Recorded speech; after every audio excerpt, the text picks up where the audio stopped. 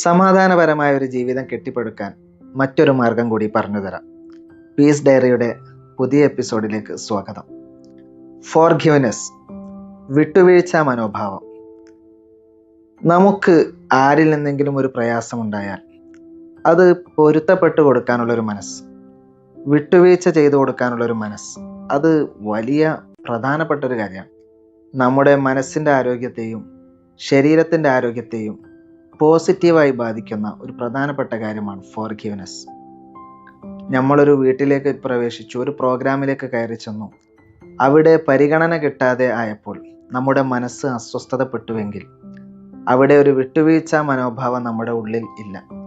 ആ അസ്വസ്ഥത കേടുവരുത്തുന്നത് നമ്മുടെ ആരോഗ്യത്തെയാണ്, നമ്മുടെ മെൻ്റൽ ഹെൽത്തിനെയാണ്.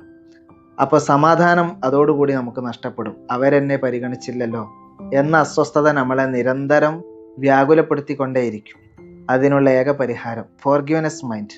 അത് നമ്മുടെ മെൻ്റൽ ഹെൽത്തിന് പോസിറ്റീവായ എനർജി ഉണ്ടാക്കി തരും. സമാധാനമുള്ളൊരു ജീവിതം അതുവഴി ഉണ്ടാകും.